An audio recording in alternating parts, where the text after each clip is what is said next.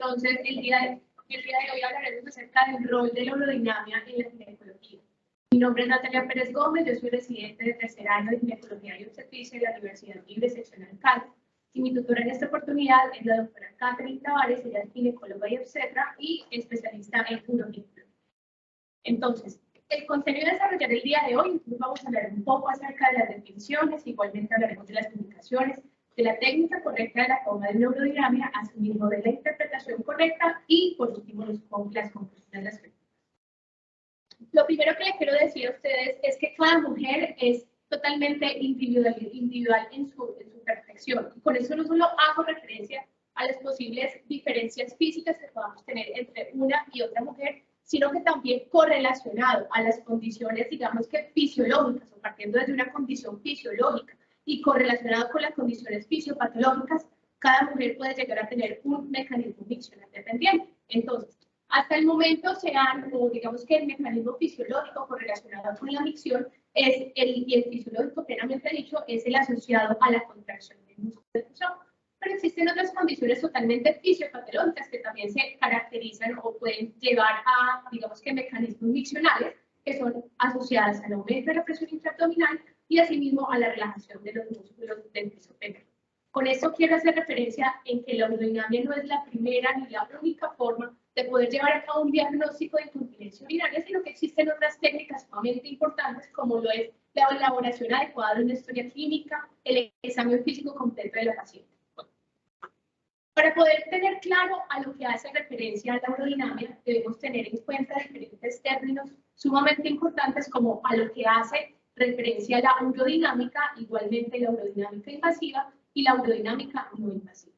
Cuando hablamos de la urodinámica, básicamente son todas aquellas mediciones, tanto de las funciones como de las disfunciones del tracto urinario inferior, el cual lo vamos realizando a través de medidas específicas o medidas fisiológicas.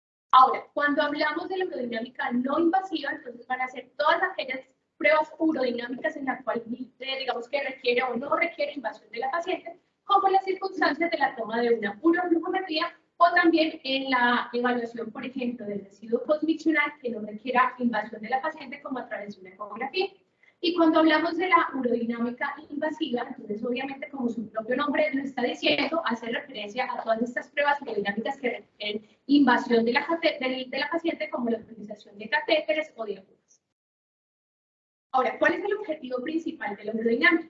A tener en cuenta que básicamente es intentar reproducir la sintomatología de la paciente mientras se van realizando, digamos que, mediciones precisas con la finalidad de poder correlacionar con la fisiopatología que tiene la paciente que le está causando estos eventos de incontinencia urinaria. Ahora, ¿qué vamos a hacer durante la urodinámica? Primero, evaluar todas las sensaciones ocurridas a nivel intravesical. También evaluar el comportamiento tanto del detrusor como del tracto urinario inferior, hablando del esfínter específicamente durante cada fase del ciclo o digamos que de la micción, igualmente la evaluación del residuo postmiccional y evaluar la función de salida durante la micción, es decir, hablar de los mecanismos o determinar los diferentes mecanismos del mecanismo miccional. Siempre antes de que llevemos a cabo una urodinamia, debemos tener en cuenta diferentes parámetros que obviamente son de suma importancia, como el conocimiento teórico correlacionado con la urodinamia, igualmente una experiencia práctica adecuada, tener la capacidad conceptual de poder interpretar los resultados y asimismo tener la misma capacidad conceptual para poder asegurar el control de calidad. E igualmente, siempre antes de una prueba urodinámica le debemos explicar a nuestra paciente qué es lo que va a sentir durante el procedimiento, cuál es la finalidad que nosotros queremos obtener posterior al procedimiento y obviamente la firma del consentimiento informado. Ahora, ¿cuáles van a ser entonces las indicaciones de la urodinámica? Acá tenemos dos estamentos que son las recomendaciones de las indicaciones por las guías NICE y también por la Consulta Internacional sobre la Incontinencia Urinaria. Ellos dan las indicaciones de acuerdo a si estamos hablando de una incontinencia urinaria de urgencia o a una incontinencia urinaria de fuerza. Entonces, por ejemplo, las guías NICE recomiendan que en caso de incontinencia de urgencia siempre se realice antes de un procedimiento quirúrgico y en caso de incontinencia urinaria de esfuerzo, ellos no recomiendan su realización si tenemos claramente tanto el diagnóstico clínico como el examen físico y que simplemente en caso tal de que tengamos alguna sospecha de alguna alteración miccional se lleve a cabo. o también en las circunstancias en las que tenemos pacientes con prolapsos de órgano pélvico en alto grado, o también aquellas pacientes que fueron sometidas previamente al tratamiento quirúrgico y que fue fallido. Ahora, por el lado de las recomendaciones de las indicaciones de la urodinamia por parte de la Consulta Internacional sobre la Incontinencia, entonces tenemos que en caso de incontinencia urinaria de urgencia, las recomienda básicamente su toma antes o después de un procedimiento quirúrgico. Y esto es muy importante tenerlo en cuenta porque posterior a un procedimiento quirúrgico anti-incontinencia podemos determinar la tasa de cura objetiva de la paciente. Igualmente, después de que tengamos una paciente en la cual se les instauró unas medidas conservadoras, aquellas digamos que sean fáciles. Y en caso de incontinencia urinaria de esfuerzo, entonces la Consulta Internacional sobre Incontinencia indica que sea antes de un tratamiento quirúrgico, después de un tratamiento quirúrgico fallido o también en casos de tratamientos experimentales antes y después.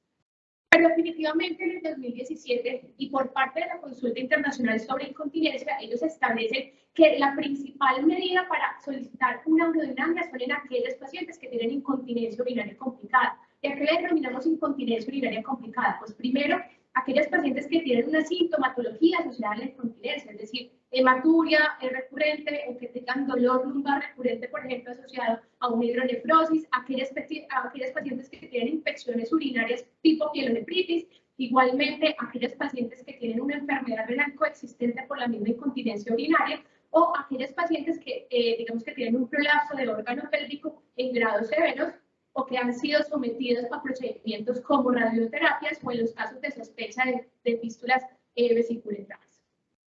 Siempre que nos estemos enfrentando a una paciente con incontinencia urinaria en la consulta médica, debemos abordar todos los espectros, digamos que alrededor de ella. Primero, determinar la sintomatología de la paciente, los signos clínicos, los resultados de las posibles ayudas que podamos tener, como la utilización de los diarios postdiccionales, y realizar una pregunta urodinámica. ¿Con qué finalidad es la pregunta urodinámica? Primero, ¿qué es lo que quiero saber de mi paciente? Y segundo, obviamente, si con los procedimientos posteriores a los resultados voy a beneficiar a mi paciente.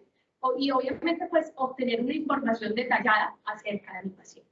Desde que se instaura la utilización de las pruebas urodinámicas, se ha establecido la controversia de si sí administrar o no administrar antibiótico-terapia profiláctica. Entonces, ¿qué nos dicen los diferentes estamentos, tanto de urología como de ginecología? Entonces tenemos que por parte de la Sociedad Colombiana de Urología, ellos indican que definitivamente si tenemos una paciente con un bajo riesgo o que definitivamente tiene también un urocultivo negativo, obviamente en estos casos no es indicación de administración de antibiótico-terapia profiláctica. Ahora, en caso tal de que tengamos una paciente clínicamente con una infección de vías urinarias, estas pacientes sí se deben tratar y se debe posponer obviamente el urocultivo, digamos que 2 semanas posteriores, y el antibiótico va a ser de acuerdo a los resultados del antigramo. Ahora, si tenemos esta paciente que de acuerdo a la condición propia tiene un antecedente de infecciones de vías urinarias recurrentes, entonces la indicación es administrarle la dosis antibiótica de acuerdo al antibiograma obtenido 2 horas antes de la prueba.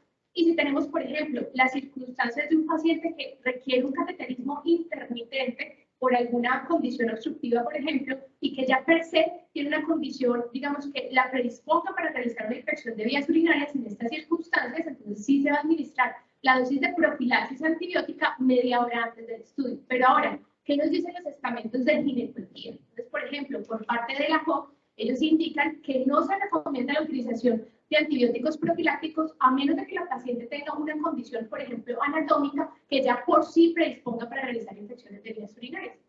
Y por los lados de la COP, ellos nos indican también o nos recomiendan la no utilización de los antibióticos profilácticos, y en caso tal de que la paciente tenga una infección de vías urinarias documentadas, pues simplemente tratarlas y posponerlas hasta que la paciente esté totalmente asintomática y tengamos un urocultivo negativo. Ahora, si nosotros le estamos preguntando si todas las pruebas urodinámicas se pueden indicar aún a las pacientes, entonces la respuesta es no. Nosotros debemos individualizar a cada paciente que tengamos de acuerdo a la clínica, a los síntomas clínicos, a los antecedentes de la paciente, obviamente a los resultados del examen físico. Entonces, por ejemplo, con respecto a la sintomatología, determinar el tiempo de evolución, el modo de inicio y la gravedad de los síntomas asociados. Y en caso tal de que tengamos una paciente con incontinencia urinaria, claro, pues obviamente primero determinar ¿Cuál es la frecuencia de estos eventos de incontinencia? ¿Cuál es el volumen durante cada pérdida? Y determinar si definitivamente esto le está generando un deterioro en su calidad de vida, y lo podemos, digamos que, clasificar de acuerdo a las diferentes escalas de determinación de calidad de vida. Y con respecto a los antecedentes, es sumamente importante determinar los antecedentes ginecológicos, los partos vaginales. Si la paciente tiene antecedentes de cirugías, por ejemplo, para correcciones de prolapsos o histerectomía, e igualmente determinar el grupo etario en el que se encuentra nuestra paciente, si se encuentra en el estado de la pre o de la posmenopausia. Ahora, con respecto a la sintomatología, determinar asimismo si son síntomas de vaciado o son síntomas de llenado. Si estamos hablando de síntomas de vaciado, entonces hacemos referencia a las micciones vacilantes o a la disminución del calibre del chorro o al goteo postmiccional o a la sensación continua de, digamos que de vaciado incompleto. Y hablamos de síntomas de llenado, entonces los asociados a urgencia, entonces las micciones, la sensación de nicturia, igualmente las micciones frecuentes, la urgencia miccional, la incontinencia de urgencia y la sensación constante tanto de pesadez como de dolor subjetivo. Como les dije previamente, esto es una escala en la cual nos están evaluando el deterioro o la calidad de vida asociado a la incontinencia. Entonces acá también nos puede determinar si asociado a la clínica estamos hablando de una incontinencia leve, moderada, severa o muy severa. Dos preguntas esenciales: ¿con cuánta frecuencia aparece la incontinencia urinaria? ¿Y cuánto es el volumen o cuánto es la pérdida durante cada evento? Entonces tenemos que los van a clasificar de acuerdo al leve, moderado, severo y muy severo, de acuerdo, digamos que a los valores obtenidos. Entonces miramos que es leve cuando tenemos una puntuación de 1 a 2, moderado cuando es de 3 a 6, severo de 8 a 9 y muy severo cuando está por encima de 2. El examen físico obviamente debe estar enfocado en la sintomatología de la paciente. Entonces, si tenemos una paciente con incontinencia, la exploración abdominal, obviamente en búsqueda de bolo vesical o en búsqueda de masas o en la presencia de hernias, realizar un examen completo ginecológico con la finalidad de evaluar si hay, por ejemplo, prolapsos de órgano pélvico y en caso tal de que lo haya, pues clasificarlo de acuerdo al POCU, e igualmente realizarles o inducirlos a maniobras de Valsalva para evaluar si tienen o no tienen incontinencia urinaria. Igualmente, la determinación de la sensibilidad de los músculos pélvicos con la evaluación de la sensibilidad a nivel perineal, y en todas estas pacientes, pues súper importante el tacto rectal. Ahora sí, tenemos claramente la sintomatología, los antecedentes, igualmente el examen físico completo y una historia de incontinencia. Ahora sí vamos a determinar cuál es la prueba urodinámica que requiere nuestra paciente, si es una urometría o si es una cestometría, o si va a ser por lo contrario un estudio de flujo presión o en la evaluación del residuo postmiccional, o también la toma de una videourodinamia o una electromiografía esfinteriana o la combinación de los diferentes estudios. Por ejemplo, si nosotros tenemos una paciente que tiene una sospecha de una disfunción evacuatoria, entonces el método preciso urodinámico va a ser la toma tanto de una uroflujometría como un estudio de flujo presión que nos están evaluando el proceso evacuatorio.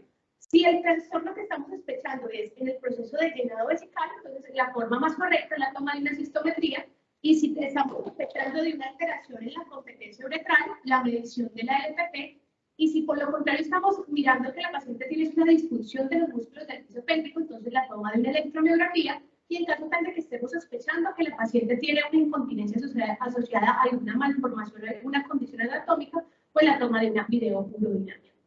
Ahora, ¿cuáles van a ser entonces las características del examen? Entonces, según lo estipulado en el 2016 por la Sociedad Internacional de Continencia, debemos tener claro que obviamente la prueba correcta para el paciente indicado. 1, 2, que la urodinamia estándar se encuentra conformada por la toma de una uroflujometría, una cistometría y un estudio de flujo presión, y que además en el protocolo de la urodinamia estándar no solo tenemos la toma urodinámica, sino que también la evaluación completa de nuestro paciente y ayudarnos de, digamos que pruebas adicionales como la toma o la evaluación de los dientes postmiccionales.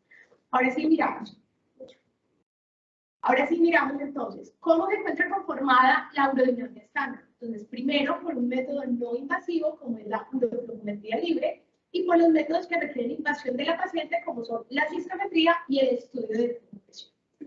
Con respecto a la uroflujometría libre, como les dije previamente, es una técnica urodinámica no invasiva, en donde el objetivo principal es poder establecer y evaluar la fase de vaciado vesical de una manera totalmente sencilla.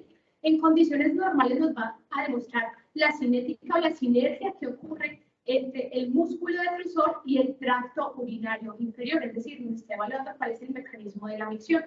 Vamos a tener varios parámetros evaluados sumamente importantes, como son la tasa del flujo del chorro urinario como volumen por unidad de tiempo, que en estas circunstancias los vamos a expresar en mililitros por segundo. También vamos a tener la medida del flujo urinario, el volumen total evacuado y el tiempo al flujo máximo.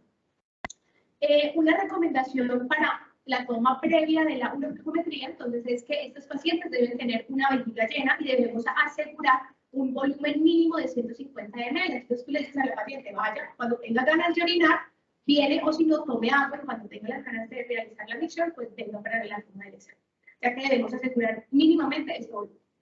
¿Cuáles van a ser entonces los patrones o los parámetros que vamos a evaluar en una uroflujometría? Primero, el flujo, que se va a representar como Q, que hace referencia al volumen que es expulsado por la uretra por unidad de tiempo. Tenemos el Qmax, o el flujo máximo, que se determina, o que nos está hablando del valor máximo de flujo. Tenemos la duración de la micción, que es obviamente el periodo que transcurre desde el inicio hasta la finalidad de la micción. Tenemos el tiempo al Q máximo, que nos habla desde el inicio de la micción hasta lo transcurrido en el Qmax o hasta el Qmax.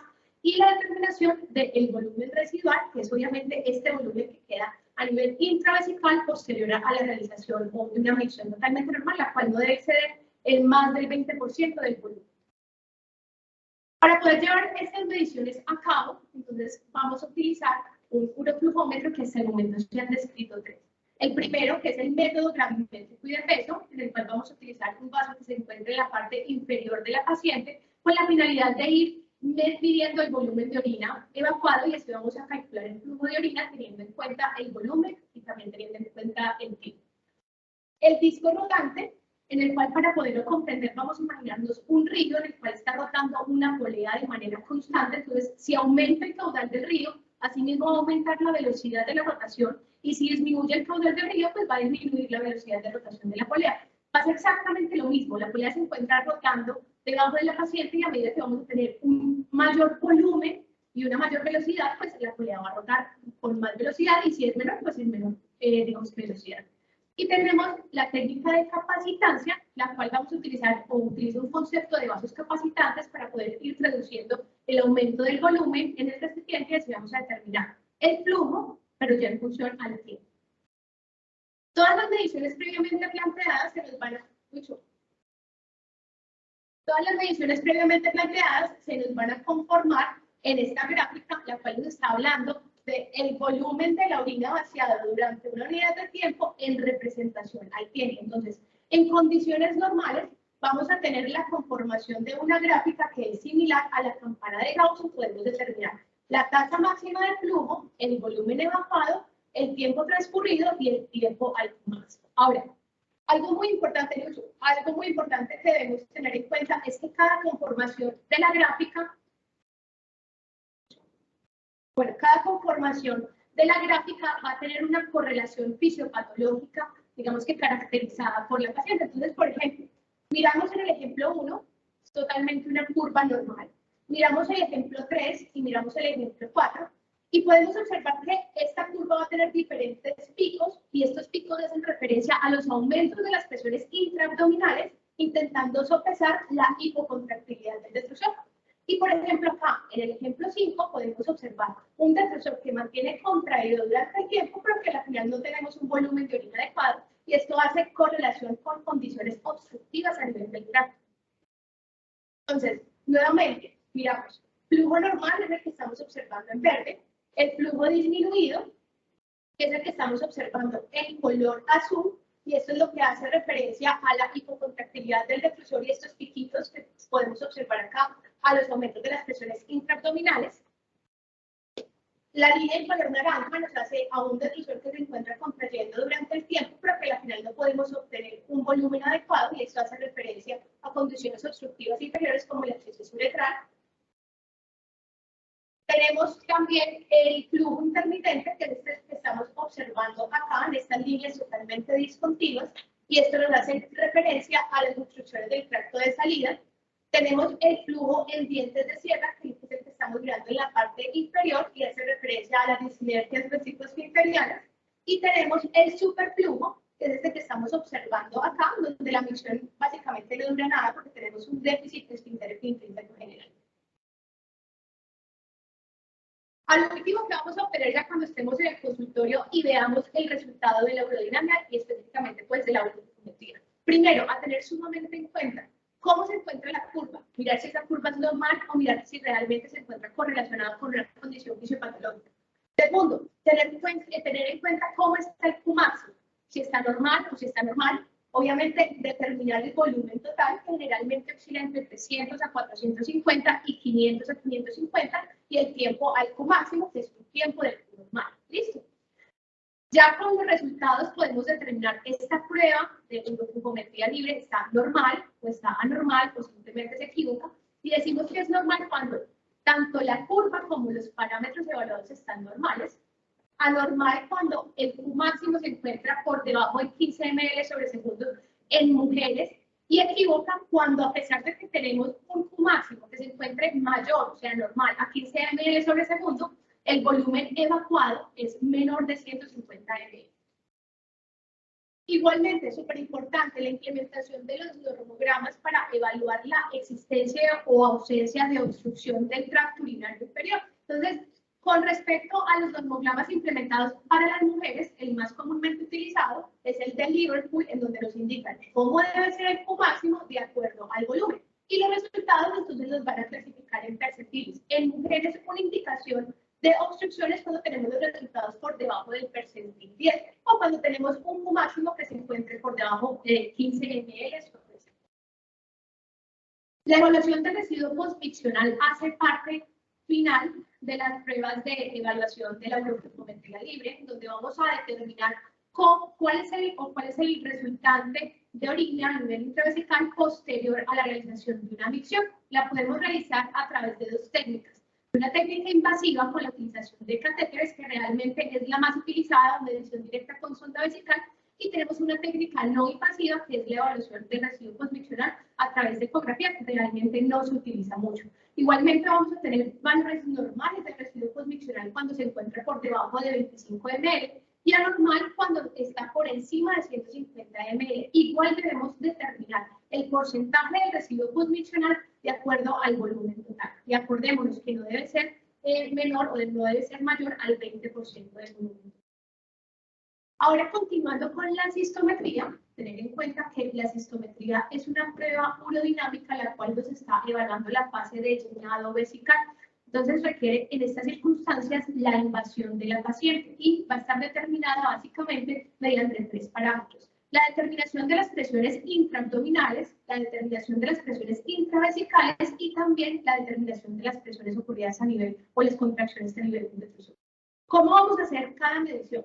Para poder evaluar las presiones intraabdominales, entonces vamos a utilizar una sonda de presión que va introducida en el recto. Para poder determinar las intraabdominales, las intravesicales, entonces vamos a utilizar una sonda, que es una sonda de 2 vías, por la cual en una de las vías vamos a tener la infusión vesical controlada y en la otra vía vamos a medir las presiones intraabdominales. Y para poder determinar las presiones del detrusor, entonces es una fórmula la cual vamos a utilizar en la que se restan las presiones intravesicales menos las presiones intraabdominales.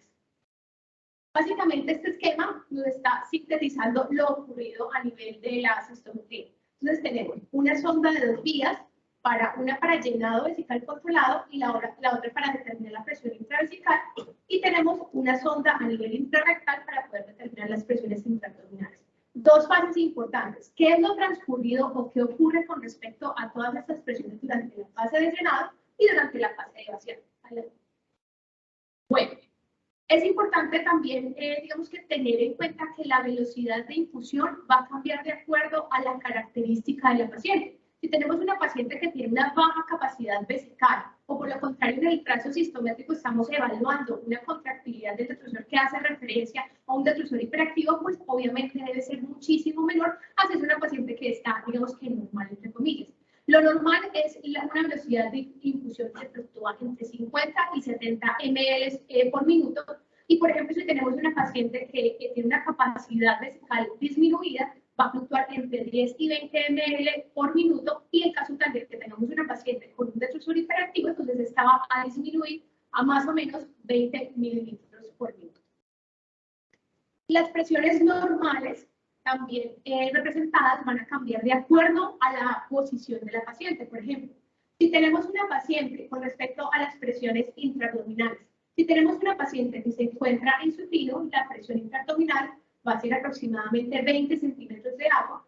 Y ahora, si se encuentra sentado, va a ser a 40 centímetros de agua. Y si se encuentra de pie, más o menos a 50 centímetros de agua. Y con respecto a las presiones intravesicales, también van a variar de acuerdo a la posición de la paciente. Si tenemos una paciente que se encuentra en supino, más o menos 5 centímetros de agua. Si se encuentra sentado, más o menos a 15 centímetros de agua. Y si se encuentra de pie, más o menos a 30 centímetros de agua. ¿Cuáles van a ser los parámetros que vamos a evaluar durante una cistometría? Primero, las sensaciones, la capacidad vesical o la capacidad cistométrica máxima, también la distensibilidad, igualmente la actividad del detrusor y el funcionamiento uretral. Con respecto a las sensaciones, como su propio nombre lo está diciendo, digamos que nos evalúa cuáles van a ser las sensaciones que ocurren de manera intravesical y que van a ser referidos por la paciente. Nos evalúan 3 periodos básicos principalmente. Primero, el primer deseo miccional, en el cual la paciente está refiriendo unas ganas iniciales de realizar la micción y que coinciden generalmente con el 50% de la capacidad cistométrica máxima, o cuando tenemos un llenado vesical aproximadamente entre 100 y 225 ml. El segundo deseo miccional, entonces, es cuando la paciente requiere aún más ganas de realizar la micción y coincide generalmente con un volumen vesical de 200 a 300 ml. Y el deseo máximo, que es el tercer deseo miccional, coincide con el deseo imperioso de realizar la micción y que generalmente al mismo tiempo va a coincidir con la capacidad cistométrica máxima con un volumen entre 450 y 550 ml. Igualmente, a pesar de que la paciente tenga un deseo imperioso de realizar una micción, obviamente en condiciones normales no debe haber escape de orina. ¿Listo? Asimismo, y teniendo en cuenta lo anterior, podemos clasificar las sensaciones o determinarlas si tenemos una sensación normal o aumentada o asimismo disminuida.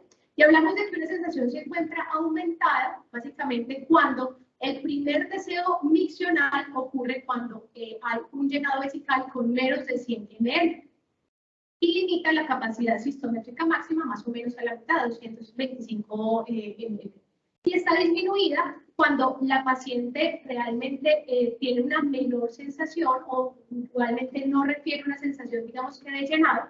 Y en estas circunstancias, digamos que vamos a utilizar otros síntomas correlacionados con la plenitud vesical, como son la sensación de presión abdominal.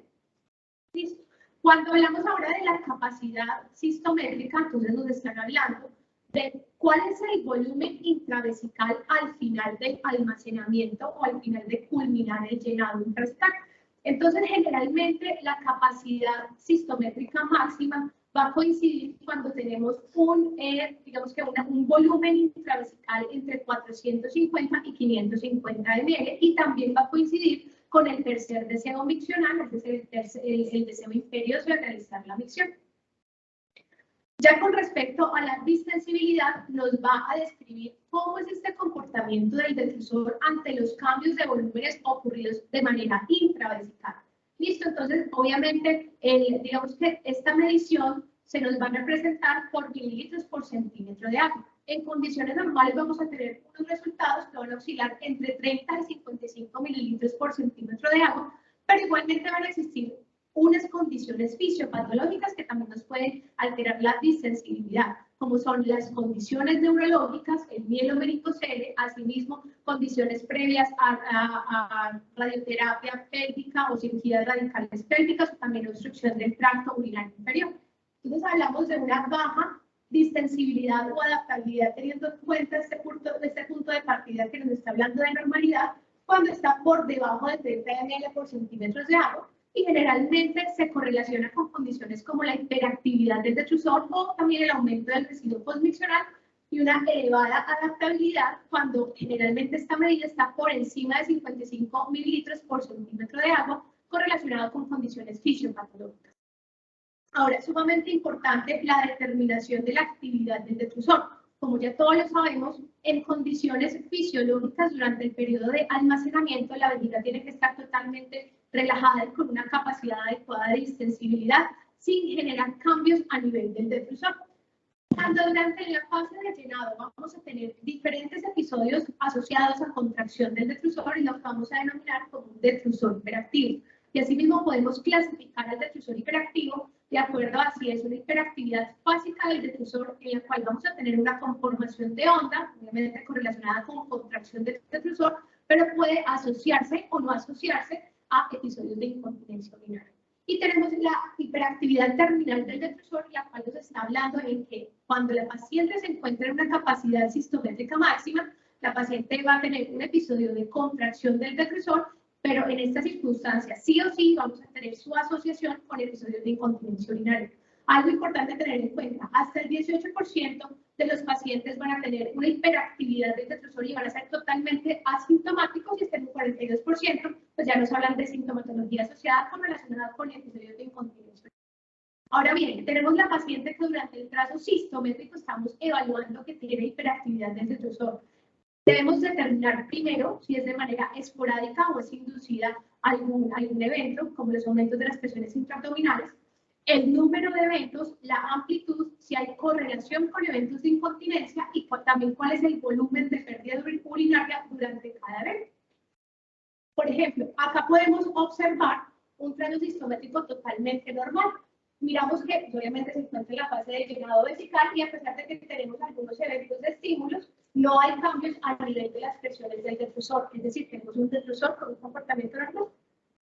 Por el contrario, acá vamos a obtener una condición de una paciente en la cual en el trazo sistométrico se evalúan diferentes episodios de contractilidad o de contracciones del detrusor y como podemos observar realmente si comparamos con las presiones abdominales no coinciden, es decir, son totalmente esporádicas y que además se correlacionan con eventos de incontinencia urinaria.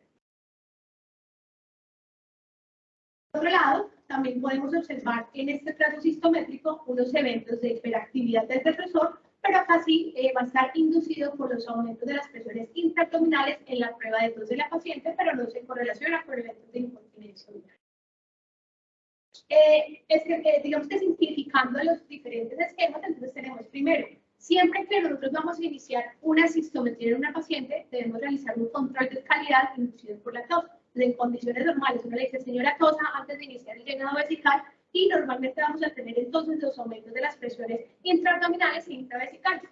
Pero, por ejemplo, acá en este otro esquema estamos observando un episodio de una hiperactividad del detrusor y es totalmente esporádico, miremos que no se correlaciona con aumentos de las presiones intraabdominales. Y por otro lado, entonces acá tenemos una hiperactividad del detrusor inducida por tos, entonces tenemos aumentos de las presiones intraabdominales e intravesicales y al mismo tiempo aumentos de la contracción del detrusor. Las causas de la hiperactividad del detrusor las podemos clasificar en neurológicas o también en no neurológicas. Cuando hablamos de las condiciones neurológicas, entonces miramos, por ejemplo, las asociadas a lesiones de la médula espinal suprasacra o también a lesiones supraespinales. Y con respecto a las no neurológicas, las podemos clasificar en de causa conocida y de causa idiopática. Y cuando hablamos de las causas conocidas, entonces miramos las obstrucciones de salida de la vejiga, igualmente las infecciones vesicales y las litiasis vesicales, y también la existencia de cuerpos extraños a nivel intravesical. Sumamente importante también, que obviamente hace parte de la urodinamia, es la evaluación del funcionamiento uretral. Entonces, el mecanismo de cierre uretral normal nos indica que a pesar de que hayan cambios, por ejemplo, a nivel de las presiones intraabdominales por estímulo, a nivel esfintérico siempre se va a mantener una fuerza de presión positiva que no permite que haya escape de orina durante estos eventos. Es decir, vamos a decir, esta paciente tiene un cuello vesical íntegro. Pero por lo contrario, miramos, cuando hablamos de un mecanismo de cierre uretral incompetente, entonces vamos a tener aquella paciente que va a tener episodios de incontinencia urinaria, pero en estas circunstancias es o no se correlaciona con hiperactividad del detrusor. Y hablamos de la incontinencia urinaria de esfuerzo urodinámica en aquellas circunstancias en las cuales hay una incontinencia urinaria asociada principalmente a los cambios de las presiones intraabdominales, pero no correlacionados con aumento de la contracción o de contracciones a nivel del detrusor. Y hablamos de la incontinencia por relajación uretral en las circunstancias en las cuales vamos a tener episodios de incontinencia, pero básicamente correlacionados a la relajación de los músculos uretrales sin haber cambio a nivel de las presiones ocurridas ni intraabdominal ni correlacionado con hiperactividad del detrusor.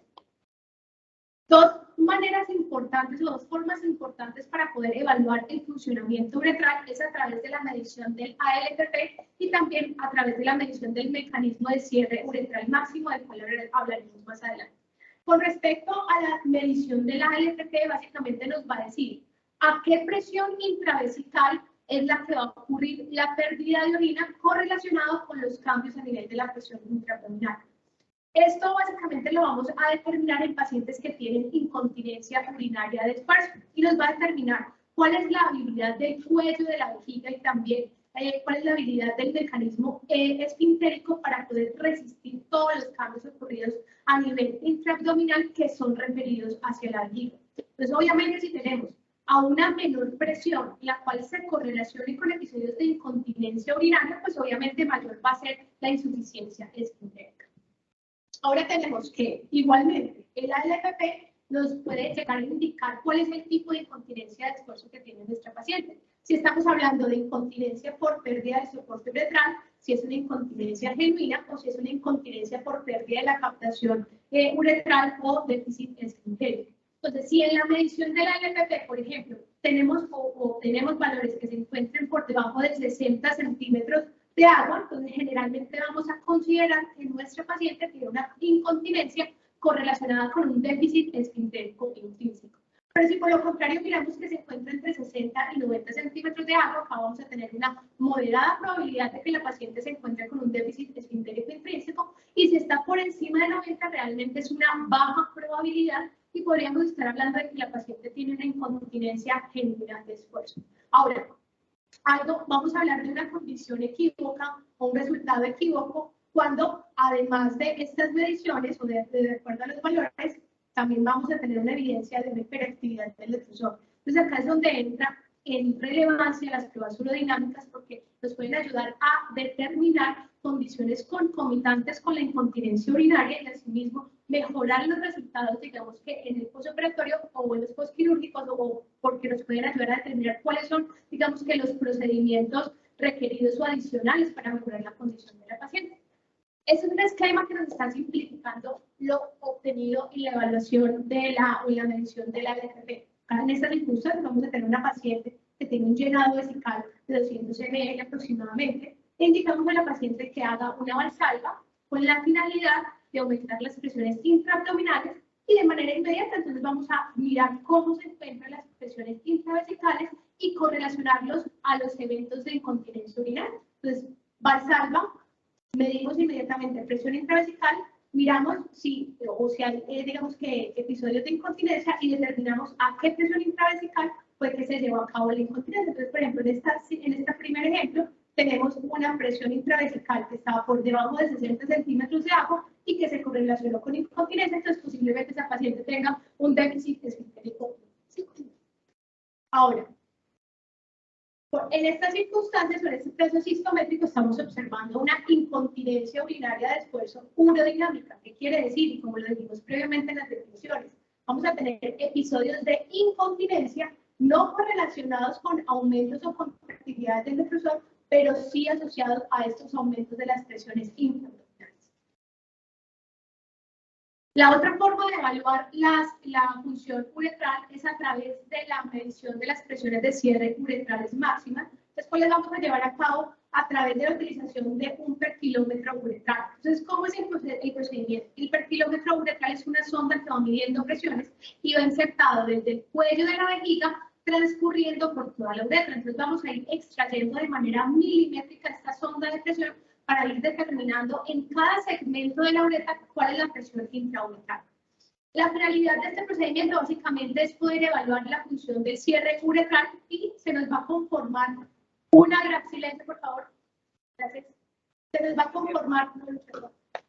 conformar entonces una gráfica la cual va a estar determinando el perfil de presión uretral que indica la presión intraluminal a lo largo de toda la uretra, con la finalidad, a lo último, entonces, de determinar cuál es la capacidad de la uretra para prevenir las fugas.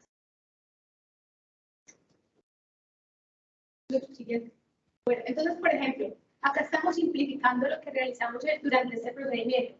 La sonda de presión va desde el cuello de la vejiga a lo largo de toda la uretra, vamos a ir extrayendo milimétricamente para poder determinar las presiones intrauretrales y a qué distancia en la que se encuentran. Estas mediciones las vamos a realizar en 13 momentos. En reposo, donde cuando tenemos valores que se encuentren por debajo de 20 centímetros de agua, entonces vamos a hablar de que la paciente cuenta o está, digamos que transcurriendo con un déficit esfintérico implícito. Igualmente lo vamos a realizar durante la presión y durante la misión, permitiéndonos a sí mismo identificar cuál es el lugar de la obstrucción.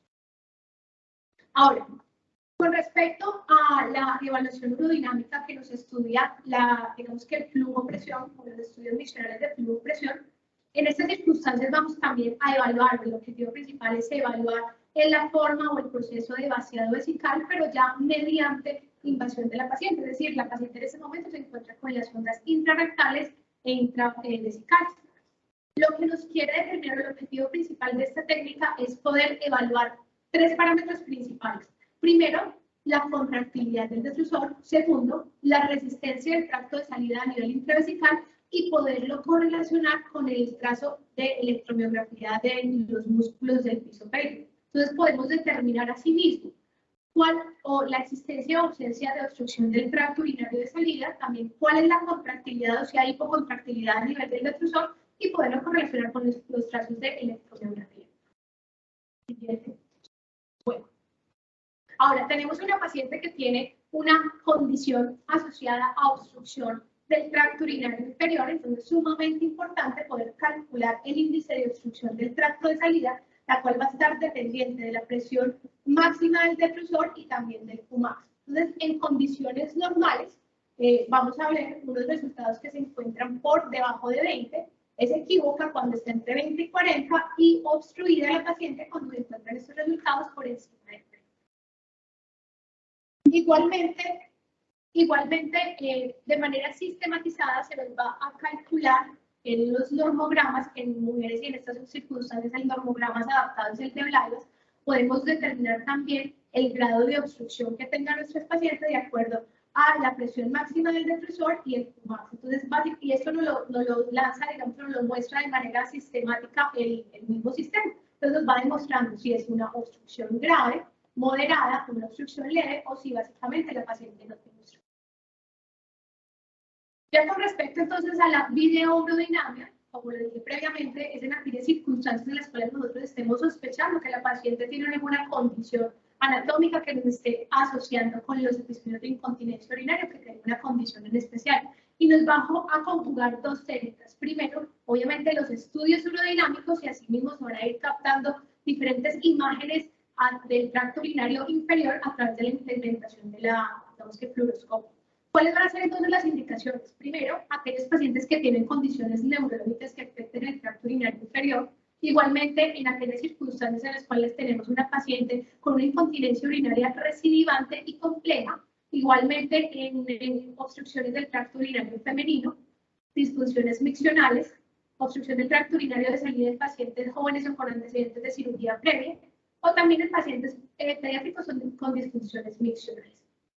Si nosotros nos preguntamos si es necesario la urodinamia preoperatoria, primero debemos tener en cuenta algo y con fines académicos que así los resultados de los diferentes estudios nos muestren que no haya cambios, digamos que en el resultado o en el pronóstico posterior a un procedimiento quirúrgico en pacientes en los que se les lleve a cabo o no pruebas urodinámicas. Digamos que la misma o las urodinamias nos pueden llegar a establecer condiciones concomitantes de las pacientes en los cuales posiblemente requieran otros procedimientos adicionales o otras intervenciones quirúrgicas adicionales que puedan mejorar los resultados posteriores después de una intervención. Entonces, primero, le traerá a colación este estudio, en donde el objetivo principal era poder comparar la rentabilidad clínica de la urodinamia versus la evaluación clínica del tratamiento en incontinencia urinaria. Ellos incluyeron 4 estudios controlados aleatorizados que comparaban la evaluación urodinámica con la evaluación clínica en mujeres que, primero, recibían un tratamiento no quirúrgico de la incontinencia urinaria de urgencia, tratamiento quirúrgico de incontinencia urinaria de esfuerzo, tratamiento invasivo para vejiga hiperactiva, y el resultado principal a evaluar era la tasa de cura o de mejoría.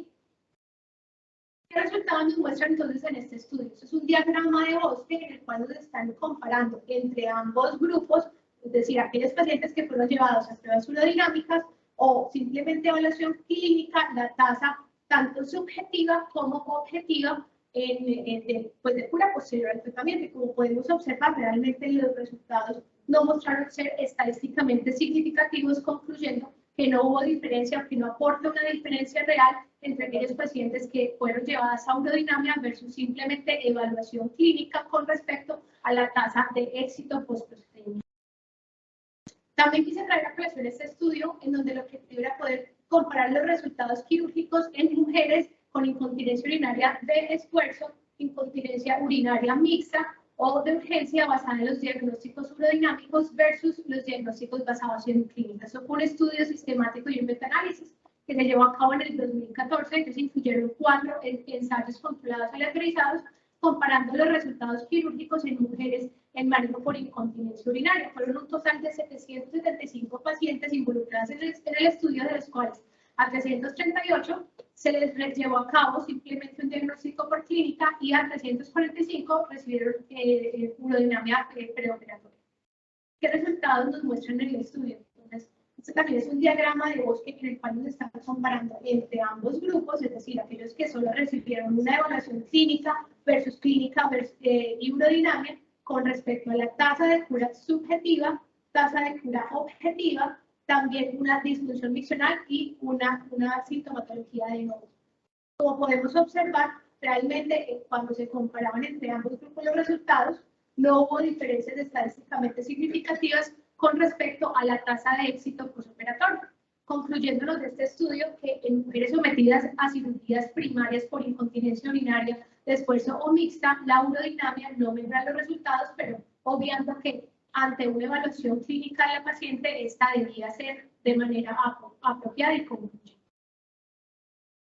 Y nosotros nos preguntamos entonces si se debe realizar un estudio urodinámico de rutina en pacientes con incontinencia urinaria de esfuerzo clínicamente demostrable.